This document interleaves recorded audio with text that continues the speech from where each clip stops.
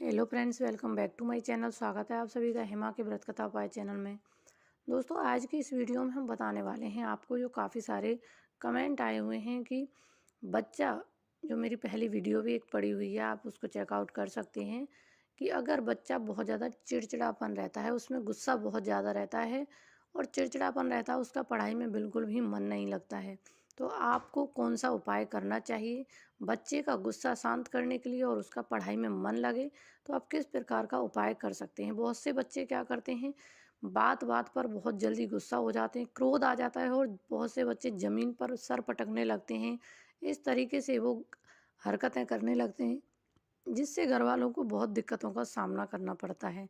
तो आपको क्या करना है, छोटा सा उपाय करना है। आपको ये उपाय सिर्फ 11 दिन करना है। 11 दिन के बाद ही आप देखेंगे आपके बच्चे में कितना चेंज आ जाता है। बच्चा आपका कहना मानने लगेगा और ऐसी हरकतों को बिल्कुल भी नहीं करेगा। उसके चिड़चिड़ापन में बहुत ज़्यादा शांति मिलेगी आपको। चैनल पर पहली बार है, चैनल को सब्सक्राइब करें, साइड में बेल आइकन बटन को प्रेस करें मेरी आने वाली ऐसी ही प्रेगनेंसी से रिलेटेड और उपायों से रिलेटेड वीडियो का नोटिफिकेशन पाने के लिए।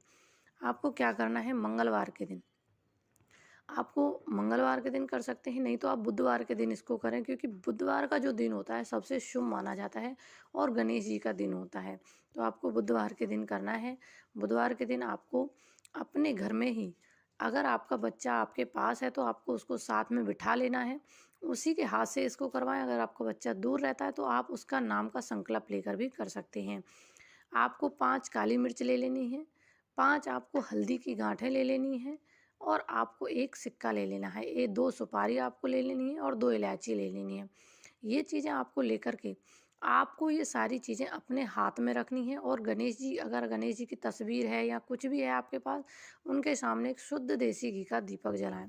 और ध्यान रहे, जब दीपक आप जला रहे हों उस टाइम पे अगर आपका बच्चा है तो उसका हाथ आप ज़रूर लगवाएं जलाते समय, नहीं है तो आप उनका नाम ले लें कि उनके लिए हम ये उपाय कर रहे हैं। फिर अपने उसके बाद ये सारी चीज़ें आपको अपने हाथ में रखनी है और कोई भी गणेश जी का मंत्र जाप करना है। ओम गंग गणपते नमः, ओम गणेशाय नमः। इस तरीके से आपको, आपके पास अगर माला है तो जैसे मोती की माला होती है, स्फटिक की होती है, कोई भी माला आपके पास है, एक माला बैठकर वहाँ पे इस मंत्र से जपना है।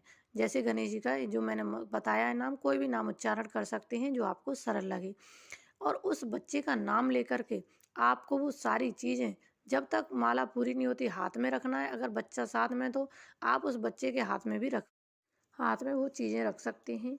अगर बच्चा ज़्यादा छोटा है उसके लिए कर रहे हैं तो आप उनके सामने कटोरी में रख के ये चीज़ें रख सकते हैं।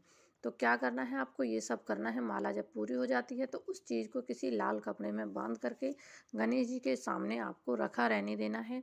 और ऐसा आपको ज़्यादा नहीं करना है, सिर्फ 5 बुधवार आपको करना है। या देखेंगे आप 5 बुधवार में ही असर होने लगेगा। आपको रोली का टीका लेकर के पहले गणेश जी को लगाना है। जब आप दीपक प्रज्वलित करेंगे उसके बाद आपको, जैसे आपने टीका लगा दिया उसके बाद ही आप दीपक प्रज्वलित करें। इसके बाद बच्चे के माथे पर, गणेश जी का जो माथे पर आपने लगाया वहाँ से लेकर के आप बच्चे के माथे पर लगा दें।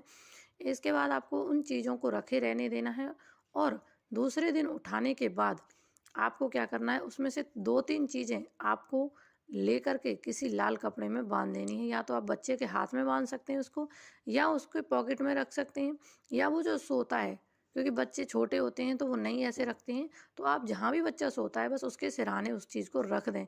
आपको देखना, आप 5 बुधवार करना है इसको, आपके बच्चे का गुस्सा शांत हो जाएगा, आपका कहना मानेगा बच्चा, चिड़चिड़ापन बिल्कुल दूर हो जाएगा और पढ़ाई में उसका मन लगने लगेगा।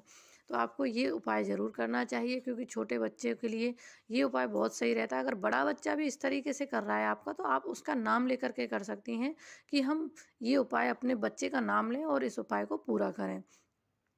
ओम गंग गणपते नमः कमेंट बॉक्स में अवश्य ही लिखें।